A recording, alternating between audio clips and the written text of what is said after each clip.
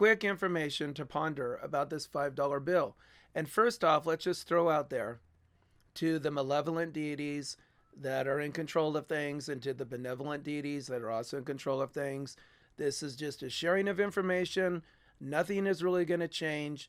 So go ahead and allow me to share this information. I'm just a stupid individual person in the world. None of this really matters in the great scheme of things. This is just a way to try to share information and to have people who are interested in this and who desire to understand things a little bit better. This is just a way to share information. And thank you to YouTube and to Google as the platform. You guys are going to do what you're going to do. Hey, it's cool. It's your business. I get it.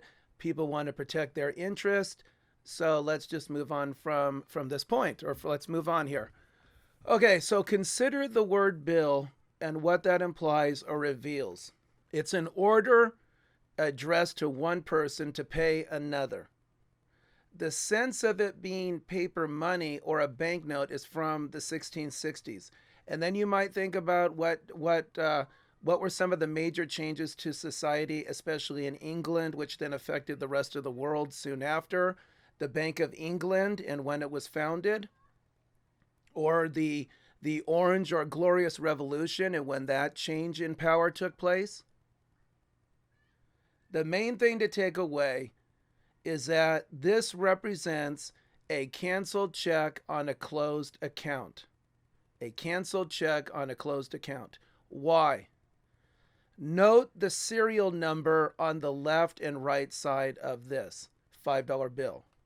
And remember, a bill, it's an order addressed to pay another person. So it's kind of curious because then you might ask, well, who's going to pay? We all pay, right? Okay, the serial number, JD 170-60022A.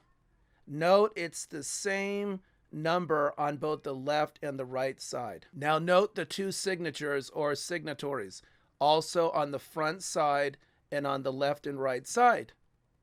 Now think of how a check is signed and endorsed, right? When one receives a check and they want to deposit it or cash it, they have to endorse the back of the check. But in this case, both signatures, which represent the issue or the issuer and the receipt, are both on the front. So first of all, it's a bogus way to sign and endorse because the recipient should actually have the signature on the back. But regardless, note that the serial number or the bank account number is the same. So just think about this for a bit and put these things together. What is really happening here? What's essentially happening is we are participating in this fantasy or belief in this $5 bill or this $5 piece of currency, piece of paper, this promissory note or a promise to pay at some point with real money, is going in circular fashion from and back to the same account. So really, or hence, it's a canceled check on a closed account because this serial number or account number is of single use for the purpose of issuing and then canceling or receiving back the same faux fantasy $5 from and to the same account. So it's like taking pretend money and then just putting it back in your pocket. Taking it out of your pocket, putting it back in.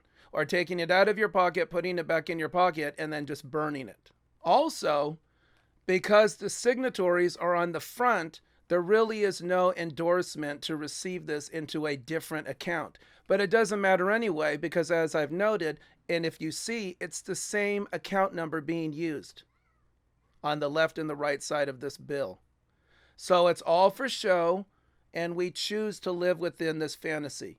And depending on where you're at in the entitled classes, a lawyer, a doctor, a professor, somebody who sort of is vested in the system, you're going to be blinded or not care a whit because what do you care if it's $50,000 of faux money or $100,000 of faux money as long as people have said to me, hey, I don't care as long as I can go into a store and get what I want with it. So I don't care about the truth. I don't care about really what's going on. My life is okay. Well, that's fine. Nothing's going to change anyway. But from my point of view, it's just good to be aware of things and to see things as they really are. And regardless, you're not going to be able to avoid a trap unless you're even aware of the trap and that it exists. So, money is not debt. Money is not debt. Money is actually credit and has been like this at least since the early 1930s. By the way, a quick insert. The Emergency Bank Act that FDR and Congress put into action back in the 30s has been continuously put into legislation or signed as an executive order continuously since the 1930s. So really, there are no banks. It's just a corporate front or a banking association front. There are no actual banks because the banks were closed and they've never really reopened since that Emergency Banking Act in the early 1930s. Just remember, right?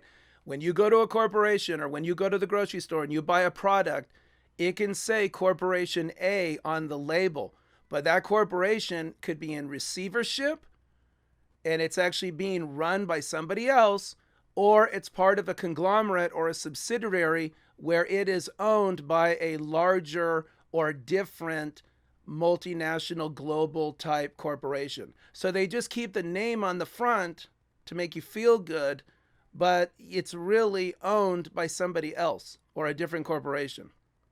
And just think that a company or a corporation or a business or a country can go bankrupt and go into receivership, and yet it can exist in name, like the Republic of Germany or the United States or the United States of America or Canada or Nigeria, whatever.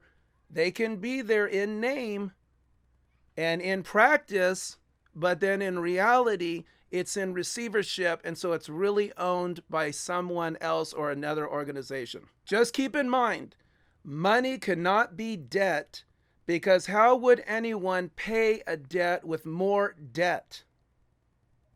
Oh, Bill, hey, what's that? I owe you $5? I owe you $5? Well, here you go. Here's a debt of $5 to pay $5. Huh? Okay. The gods are really doing a doozy on us because anyone can study what's really going on regarding money, and it can cement itself in the mind to easily be swept away, either completely or where key details are lost or where things get muddled. Hence, there are snippets of good information regarding money, but it's mostly bunk. There's a lot of crap. One has to want to know the truth, or one has to desire to understand. And then the light bulb will go off just a bit. It might be a little 60-watt light bulb, or you might get one of these, what is it? One of these flares that goes off that's like 10,000 candle power.